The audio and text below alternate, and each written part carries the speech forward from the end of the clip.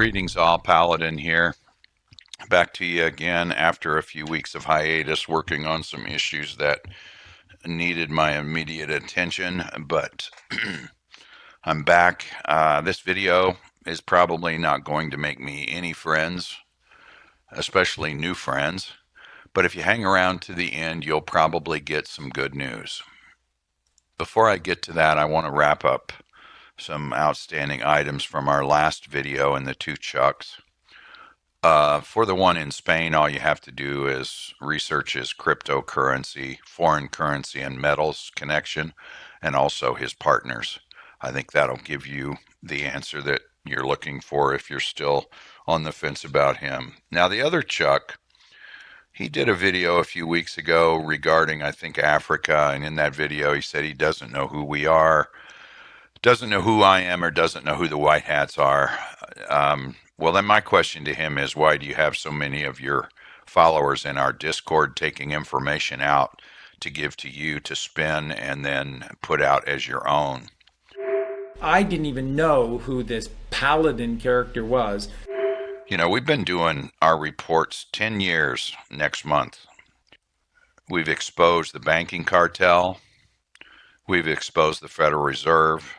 We've exposed the Bush crime family, the Clinton crime family, the Vatican bank accounts with names and balances. We've talked about the 15T fraud in detail by the Fed that was committed in 2009. We've provided copies of the SWIFTs. We've provided copies of the underlying documents. So we've been at this quite a bit, quite a long time. We've also released copies of a trading program contract that was signed by Greenspan, and then a follow-up contract that was signed by Satoru, Biden, and Janet Yellen. So I think for Chuck to say that he never heard of us or he doesn't know who we are, then he has to admit that he needs to do his homework and read the scouting report. But that's one of the just many untruths that he spouts every time he opens his mouth. We were going to do a fact check on some of the many assertions he's made over the last few months, but decided against it as it would take up too much time. However, we do hope he's doing okay down there in Mexico, as in that Africa video he did about a month ago, it seems like the unit might be malfunctioning. And my name is Charlie Freak. Here's why. Char is to burn to a crisp. And what am I burning to a crisp? Lie. Char lie. Char lie. Char lie is burning lies to a crisp. That's what I do. That's why we have literally been attacked here at our home in Mexico. This video will be a fact check on him and others who endlessly promote the NESARA story. We first came across this several years ago and looked into it and dismissed it pretty quickly because it's another story that has, well, it actually started, I think, about 20 some years ago.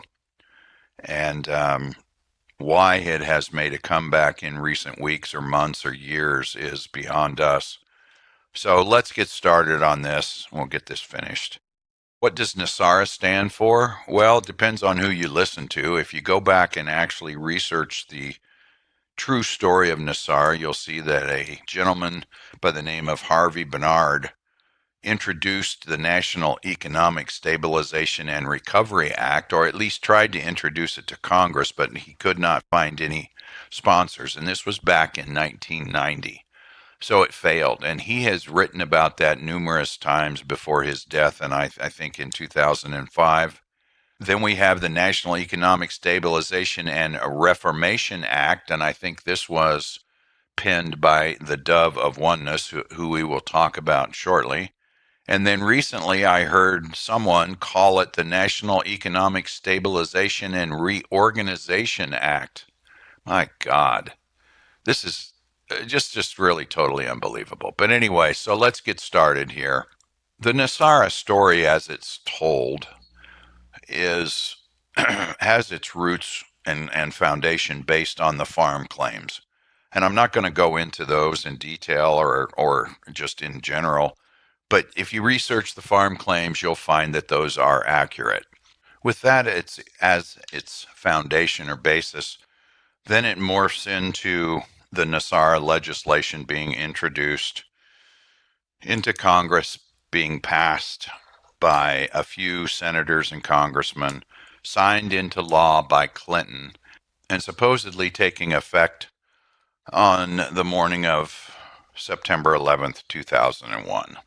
Now, I want to show some examples of this story, this urban legend that's being passed around, and it's really hard to pick one or two sites because it seems like someone will start a thread or start a website or a page on their website, and they will talk about NESARA being real, and then they will provide links to other people's websites or web pages that basically state the same information, and they all use each other to seemingly confirm that NESARA is real because they're all talking about it, yet doesn't seem to be any new information.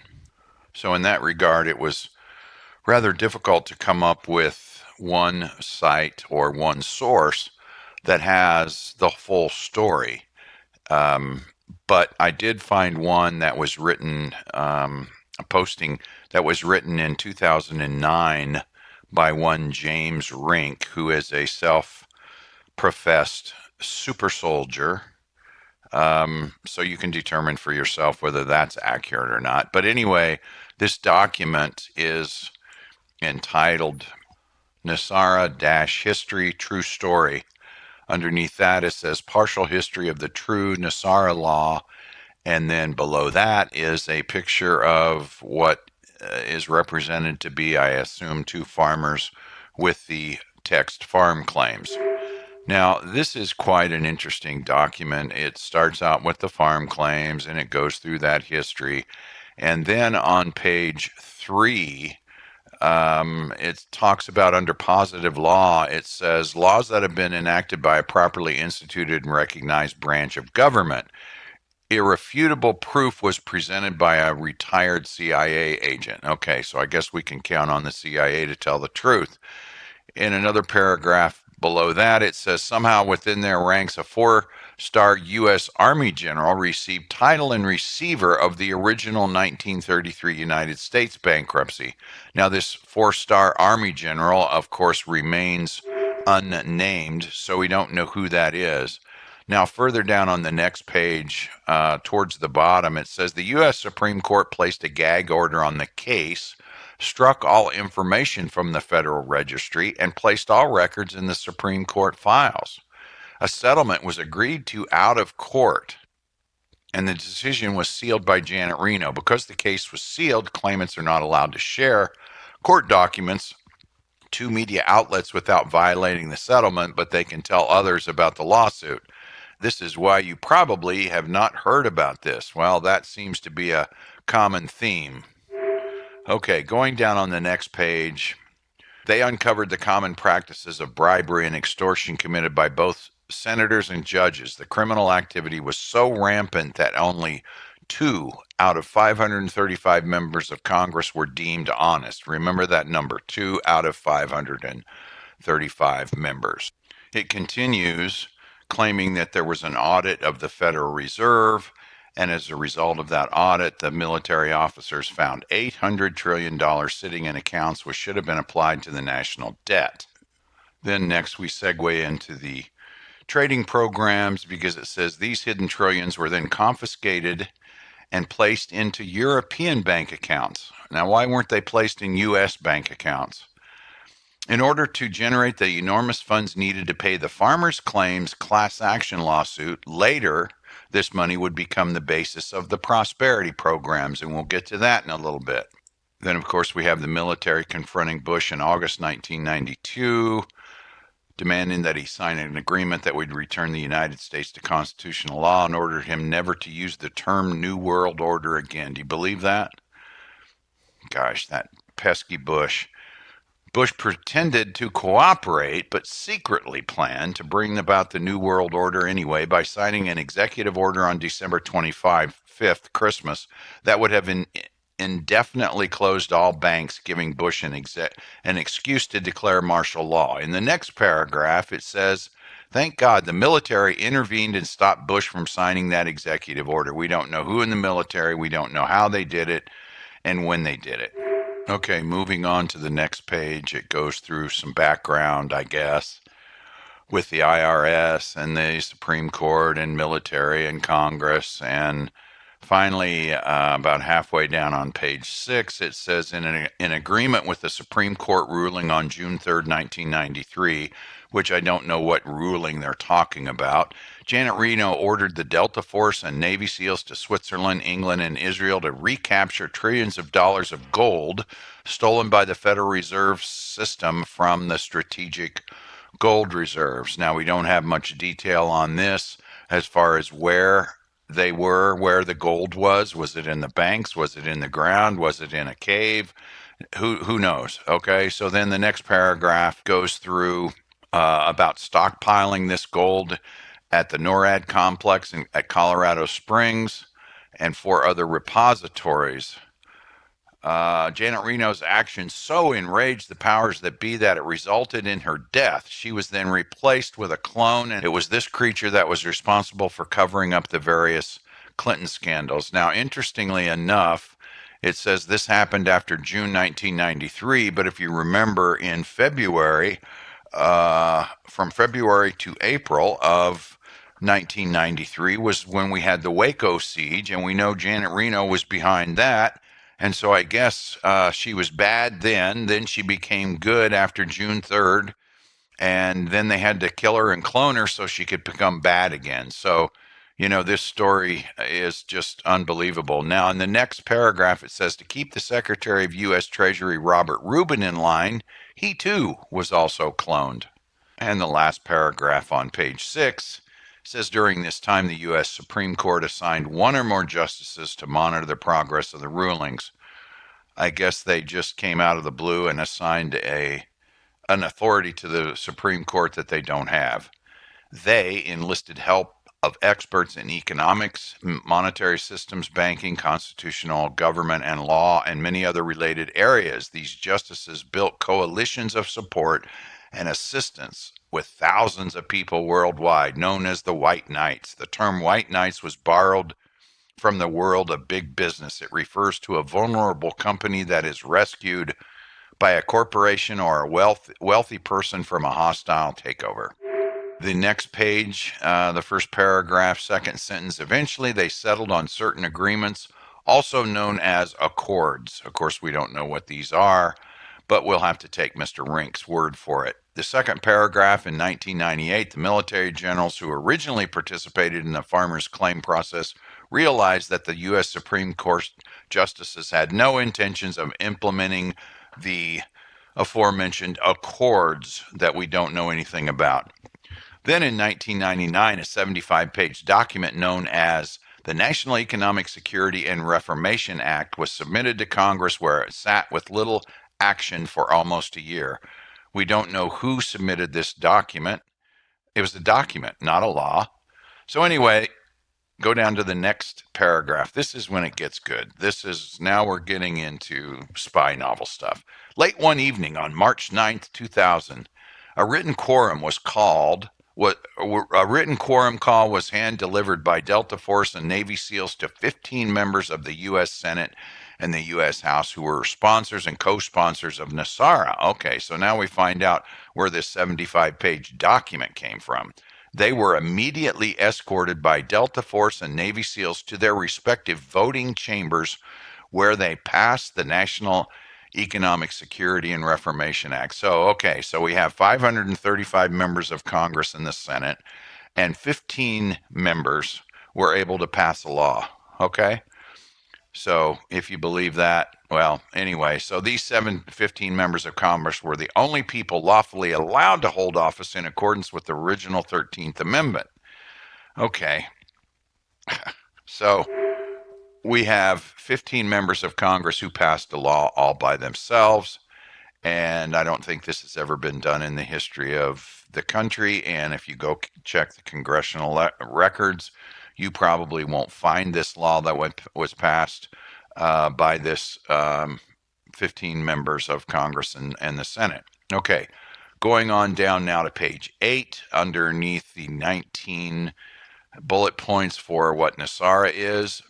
Because President Clinton's clone, so now we've got another clone, had no interest in signing NESARA into law on October 10th, 2000, under orders from U.S. military generals, the elite Navy SEALs and Delta Force stormed the White House and under gunpoint forced Bill Clinton to sign NESARA. During this time, Secret Service and White House security personnel were ordered to stand down, disarmed, and allowed to witness this event under a gag order. Now, you think that if the Navy SEALs and the Delta Force were able to storm the White House and take over, they would have just basically then restored the republic. But instead, they, I guess, pulled a gun on Clinton, or, well, I'm sorry, on Clinton's clone, and made him sign the law that doesn't exist, or the law that we can't find in the congressional record.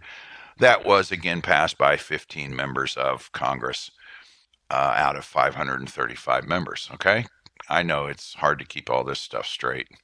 Okay, so the next paragraph here gives you an idea of why no one knows about this.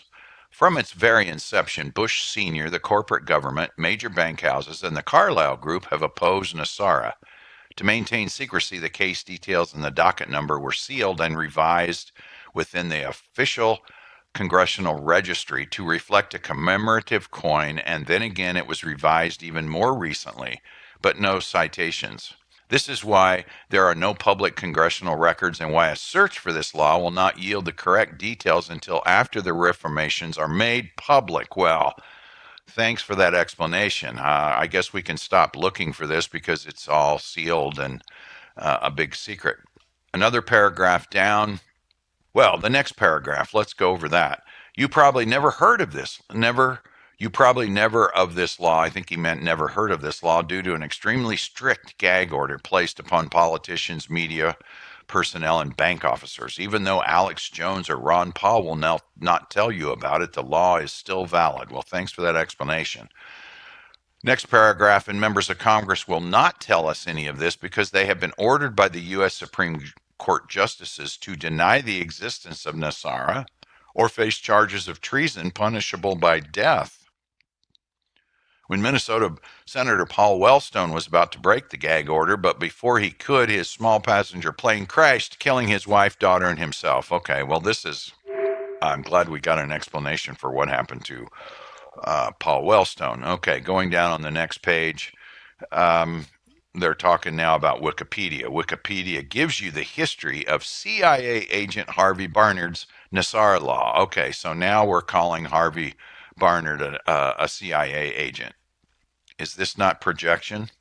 If you look closely, this law stands for National Economic Stabilization and Recovery Act, which would have made reforms to the economy and replaced the income tax with a national sales tax. This law was rejected by Congress in the 1990s, but there is little mention of the National Economic Security and Reformation Act on Wikipedia or its ramifications. Okay, well then it's interesting that he calls this a law. This law stands for national. So is it a law or is it not a law? Was it enacted or was it not enacted? Well, he doesn't really say. Okay, so now we get into the kicker. Going down a few more paragraphs. In 2001, after much negotiation, the Supreme Court justices ordered the current Congress to pass resolutions approving NESARA. Well, I thought it was already approved. Why would the Supreme Court order another branch of government to take action? This took place on September 9th. Okay, 2001, 18 months after NESARA became law. Does that make any sense to anybody? On September 10th, 2001, George Bush Sr. moved into the White House to steer his son on how to block the announcement. The next day, on September 11th at 10 a.m. Eastern Daylight Time, Alan Greenspan was scheduled to announce the new U.S. Treasury Bank system, debt forgiveness for all U.S. citizens, and abolishment of the IRS as the first part of the public announcements of NESARA. And then we go down to the next paragraph. Just before the announcement at 9 a.m., Bush Sr. ordered the demolition of World Trade Center to stop the international banking computers on floors 1 and 2 in the North Tower from initiating the new U.S. Treasury bank system. Explosives in the World Trade Center were planted by both CIA and Mossad operatives and detonated remotely in Building 7, which was demolished later that day in order to cover up the crime. Okay, so I have a question here. Just before the announcement at 9 a.m., Bush then ordered the demolition of World Trade Center to stop the international banking computers on floors 1 and 2. So, anyway, I won't go into the ridiculousness of that statement. It should be apparent for all to see. As much as I'd like to, I could recap that for you, but I think you guys can read this document and you can see almost on every page and almost in every paragraph that there are allegations made about certain branches of government able to do certain things which are not in their authority to do. And let's keep in mind also that the government that we think is the government is in fact a corporation providing government services to the people, not an actual republic. So when you mix all those things together, this whole thing is quite unbelievable, to say the least. Now, I promised earlier that we'd talk about the one and only dove of oneness. So I'm going to just launch into that now for just a few minutes because it is an integral part to this whole NESARA story. The dove of oneness, I believe, was identified as Shayna Goodwin or Godwin, who has since passed. But she seemed to have taken up the mantle of pushing NESARA as a real thing. Maybe in the late 90s, early 2000s. Seems like a lot of people gave her money because she indicated that she needed funds to travel around the country and for other various things. And this ties right into Clyde Hood and the Omega Trust scam. Seems like Mr. Hood took approximately $20 million from hundreds, if not thousands, of investors all over the world, and he did this by telling them that if they sent him $100, he would send them back $510 in 275 days. Of course, you were supposed to send this $100 in cash, wrapped in aluminum foil, and sent through Federal Express because we couldn't chance it going through the U.S. Postal Service. Yes, and he and his cohorts, I don't know, 17 or 19 of them are eventually arrested, charged, and he was serving a 14-year prison sentence for money laundering and all kinds of things when he passed away in prison. So NESARA is responsible, the NESARA legend is responsible for thousands of investors losing $20 million collectively because Hood indicated, and as did the Dove of Oneness, that once NESARA became law, that all these people would get their money. And of course, that has not happened. And then there have been some other stories about prosperity programs, which are based on a subject I know very much about, and we've released copies of trading program contracts. So the prosperity programs were going to pay out once NESARA was announced and goes into effect. So I think to recap this, NESARA has been around, the legend of NESARA has been around for over 20 years.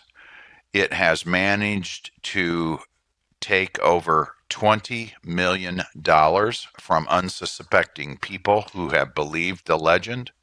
And it seems now that it continues to be used as a story, a scam, a foundation for taking more money from unsuspecting people in the way of selling hopium, that this in fact will become law. Now, some other things that are connected with this is supposedly the St. Germain Trust is involved, and even Archangel Michael roams the halls of the Pentagon to make sure that this is going to be put into effect.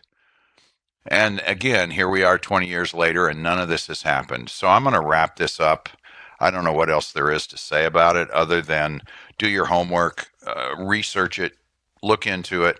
But these people who are touting NESARA, there's either one of two things is going on. Either they are ignorant or they are being deceptive to get money. So take a look at it. And I will put this out to any of you people who are pushing NESARA. I would love to have do a show with you, and you can come in and try to explain it to me. I'm still waiting for the evidence. So if you have this Supreme Court decision that everybody talks about, it must be the Rehnquist decision. If you have a copy of this law that was passed by 15 members of Congress and the Senate, I'd like to see it. If you have any information about this, that's evidence. I'd be happy to have a conversation with you on a live stream so that we can discuss all the merits of NESARA. So I'll be waiting. My email is paladin@whitehatsreport.com. I'm not hard to find, and let's do this. Let's get this information out there if it's real. If it's not, then I would urge all of you to stop selling the hopium that you've been offering and stop leading people astray with hopes of debt forgiveness and all kinds of things. And this is directly to you, Chuck, in Mexico. You have indicated at least once that you have had thousands of people send you proof that their mortgages have been forgiven. Well, I would make the same challenge to you or anyone out there who has had their mortgages forgiven as a result of NESARA. Please send me that information to my email, okay?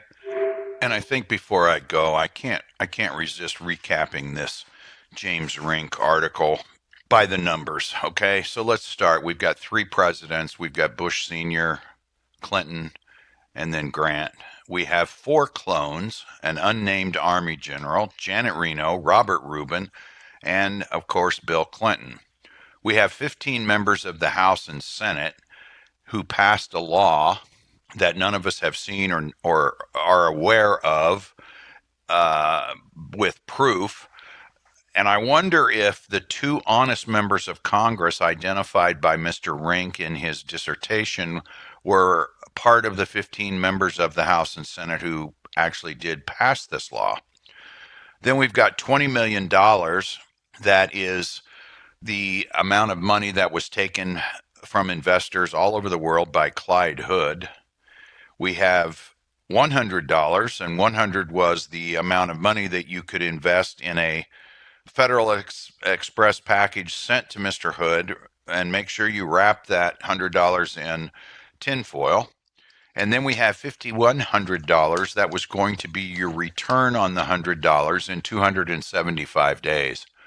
I'm sure I've missed some things. I'm sure I haven't covered the whole story because there's other allegations and representations made about this. It seems like the story has grown legs, and it continues to grow legs, and more information is added to this core story that, like I say, I found that James Rink article from 2009. So now the good news. I know this is going to be about 30 minutes that you'll never get back. If Trump is reelected, he will finishing the dismantling of the Federal Reserve, which will then get rid of the IRS, and we'll have a restoration of the Republic. And some of these things that are included in the NESARA legend will become true, will become fact, will become reality. But it's not going to be based on some law that doesn't exist. It will be based on the restoration of the Republic. Okay, Paladin out.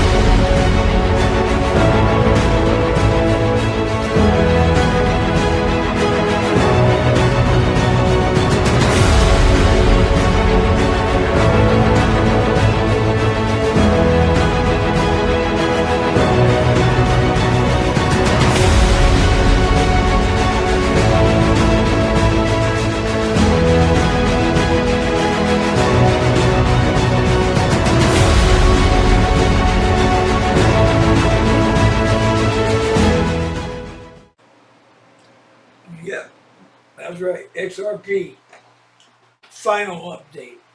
I told you guys the other day what was going on. All of you were like making fun of me and blocking me and all that shit. Well, here you go.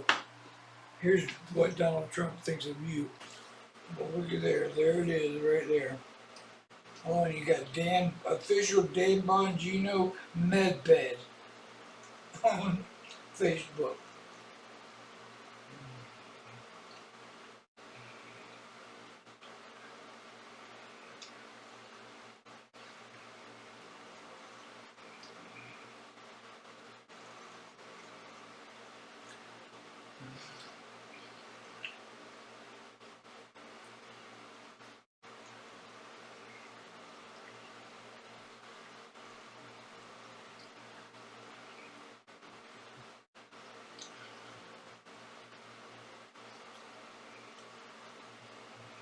Alex Versa, yep, there's all the same people. 17th letters. Alex Versa, SRP. John F. Kennedy Jr.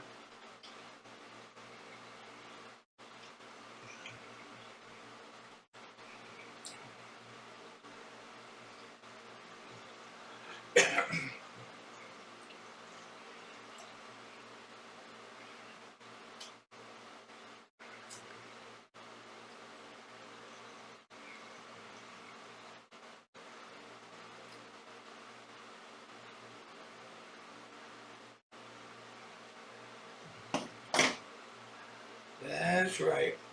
I'm always right.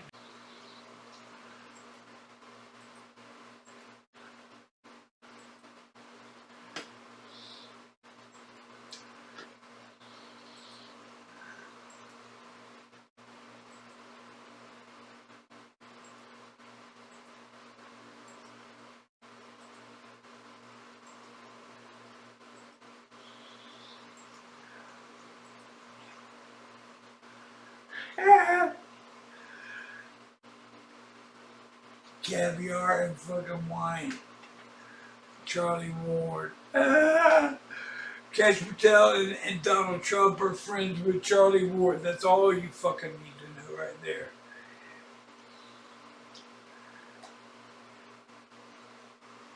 Q phone.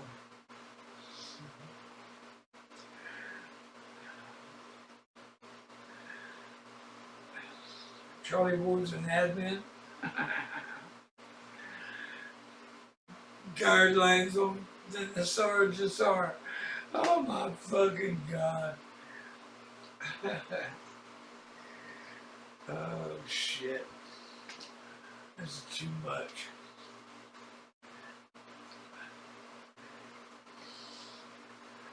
Terrorists are making our country stronger, bitch.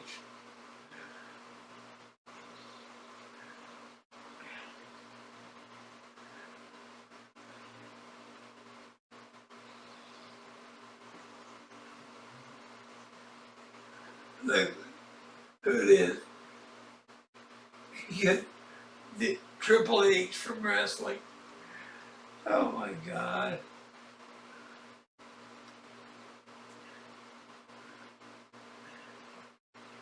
Oh, fuck. Investigate it. Oh boy. Everybody's smashing them in the face with that shit.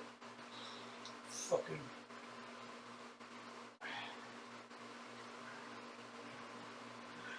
Oh shit.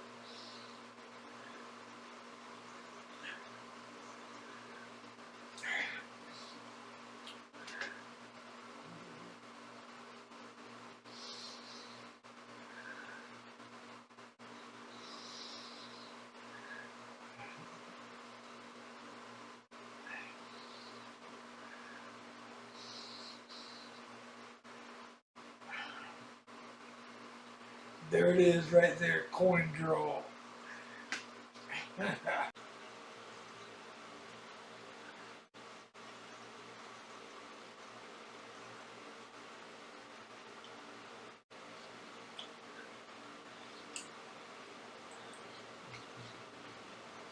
That's right.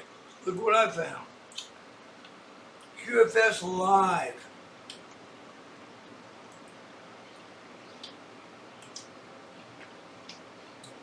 Trump at WEF. US will be the world capital of AI and crypto.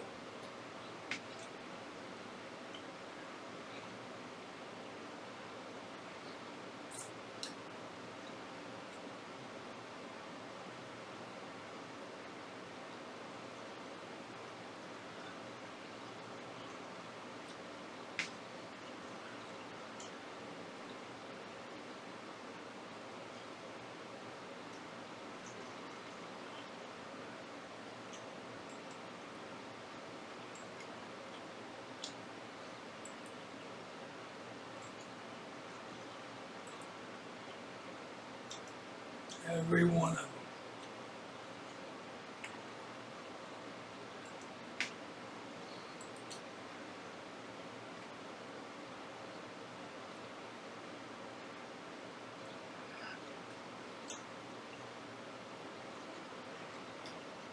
Proof.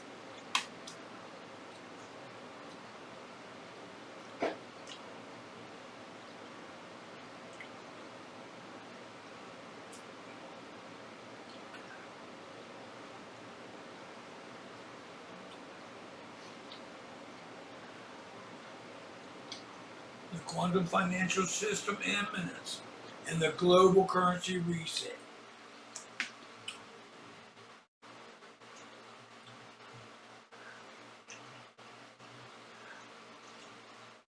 Told you motherfuckers, this fucking pieces of shit.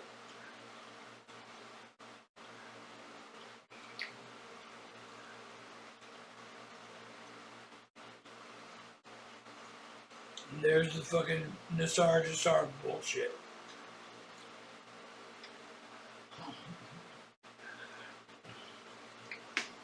Yeah, Amy Coney Barrett, right.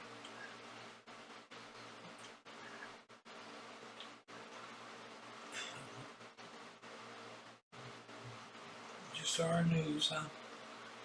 April 20th, 2025. Global financial system right here.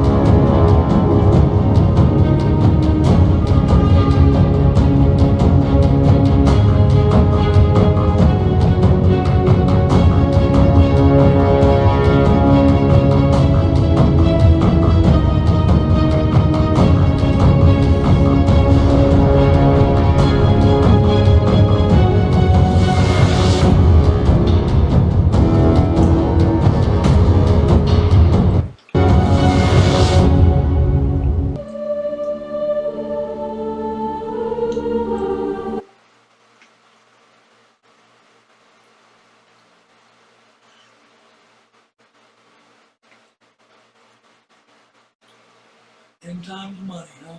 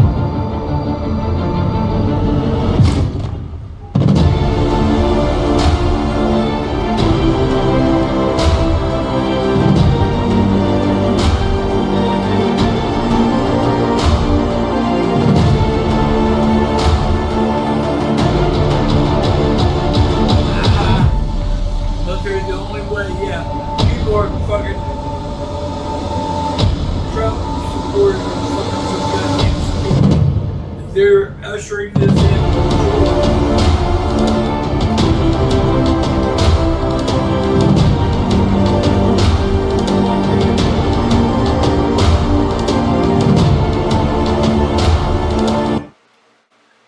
Wow.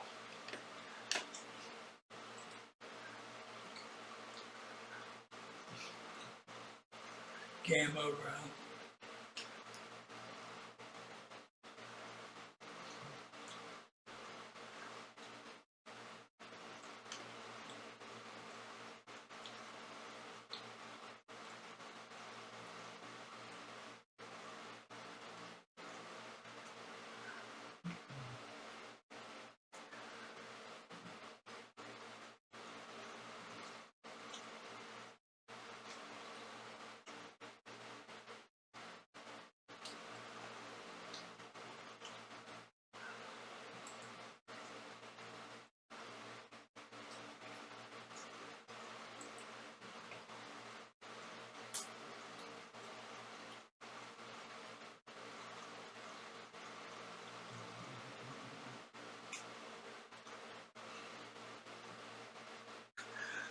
NESARA is in the Bible. These people don't do anything without meaning.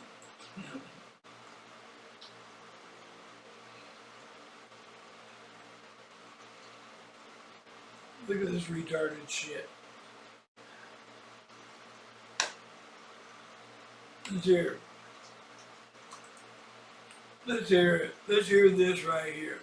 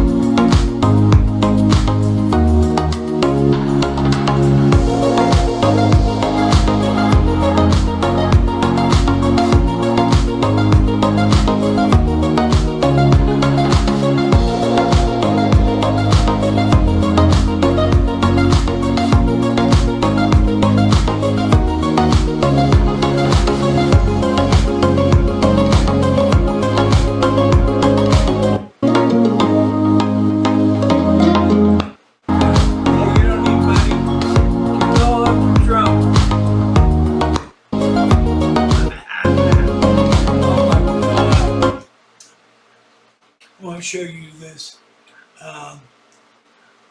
prosperity cunt on Facebook.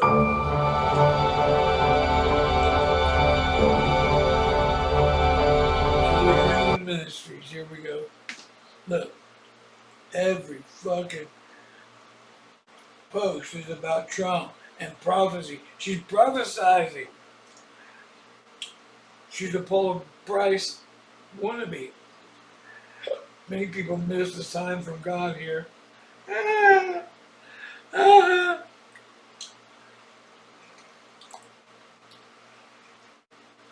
Listen to this Looney Tunes bitch. Was confirmation, so giddy up. Here we are. We are in a very exciting time. Yeah, we are. I think our Sunday conversation was like 3 hours long. Yep. It was a very long conversation because there's a lot of things that God is revealing. And even, I've been telling people, even when it looks the darkest and even when it looks like it's more frustrating, God will give you revelation if you would just press in Him, and He'll give you the solution to the problem that you're facing without even realizing it. Like, it's so awesome what God does when we look to Him instead of looking to ourselves to fix an issue that we're facing. But this is going to be a good show today for sure. There is definitely a lot going on. I was working right up until the time you said my name. I was like diligently looking down at the screen here, trying to see all the things that the Lord has. I mean, there's a lot going on. And you know how you mentioned There it is. Counter Israel. The word that was, try to sabotage. I did hear from a little birdie that Jesus. people are getting the words. So Satan didn't win that one. That matches what Barry prophesized as well, that the boomerang has happened, and I don't take glee in that. I pray for those particular people, and but the most important thing is that God has it. It may look dark, it may look bleak, but truth ultimately always comes out. So the tide is turning. Speaking of tide of turning, before I came here, everybody, even generals, look forward to the Wednesdays with Julie Green. I had 2 text messages before we even started today by a general in Canada and a general in the United States, and this wasn't intel. This was prophetic. They were showing me prophetic words about what's happening now.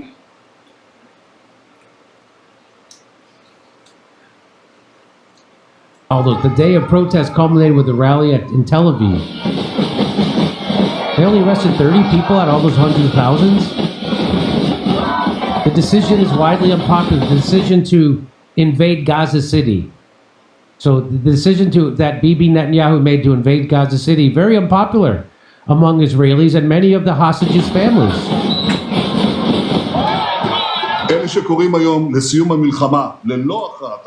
Those who are calling Those who are calling today for an end to the war without Hamas's defeat are not only hardening Hamas's position and delaying the release of our hostages,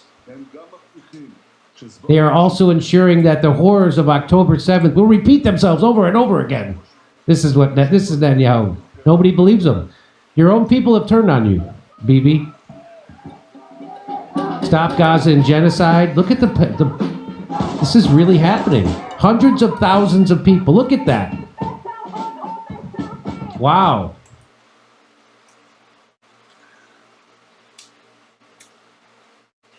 Yeah. Twins pod. I mean, some people don't think they got the power to do it, but I think Hollywood and Kanye brought this up.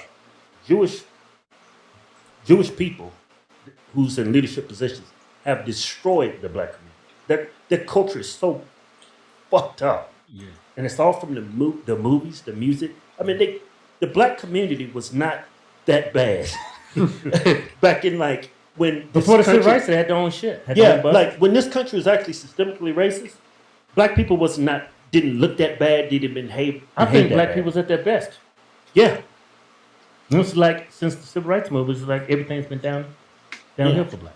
Well, and they were behind that. They were the Jewish people were leading the charge, and I don't think that they ever had black people's best interest in mind, or any of these groups for that matter, because there was an interesting article in The Atlantic a few weeks ago. It said the end of the Jewish golden age. Mm-hmm. And it talked about how the Jewish people 100 years ago were the biggest opponents of the marriage of the Christian religion and the state. Mm-hmm. Why do you think that is? Because if the state is Christian, it would be a little bit exclusionary towards Jews who aren't Christian. Right.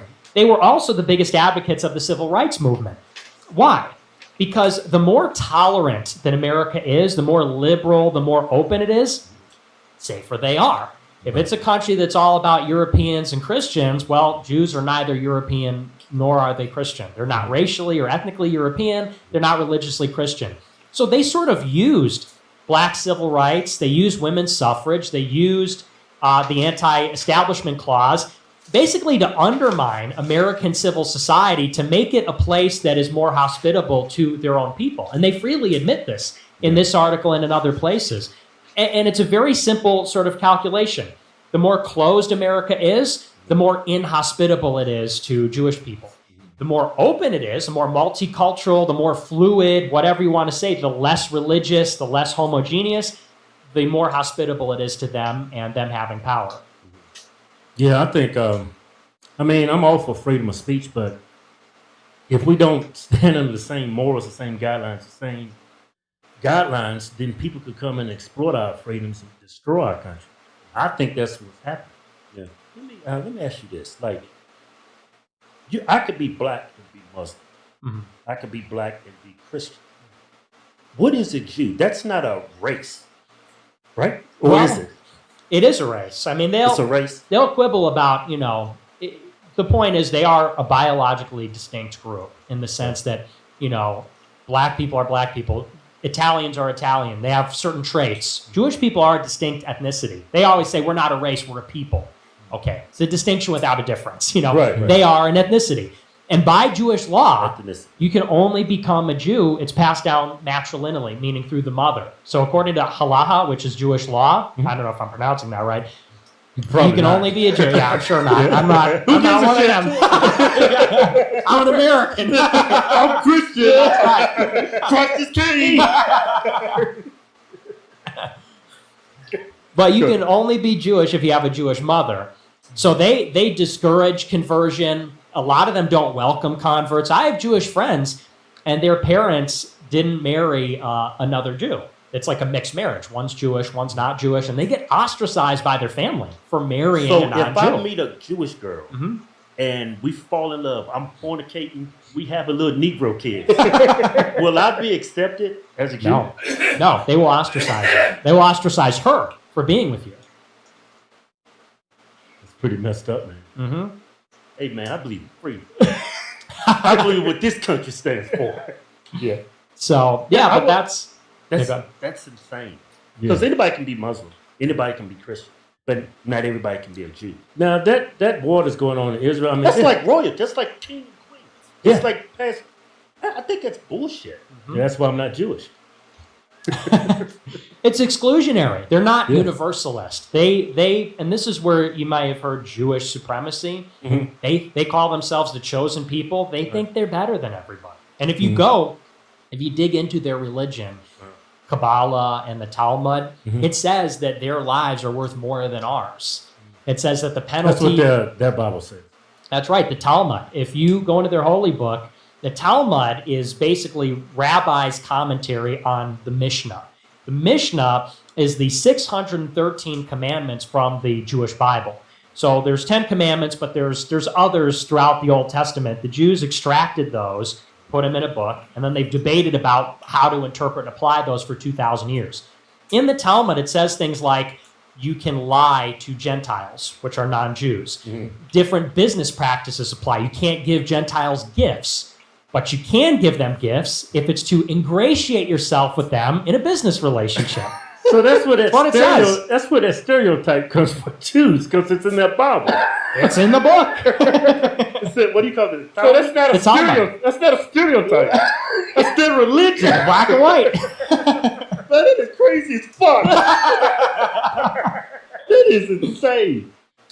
It is. You know what's crazy? Like their religion, here in America, I'm surprised the woke left doesn't call that out. Oh, I can't be Jewish. It's like Democrats stay away from it. Yeah. Republicans stay away from it.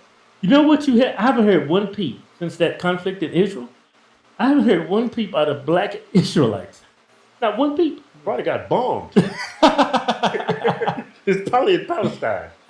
Shouldn't be laughing at that shit, but Yeah, you shouldn't. I take that.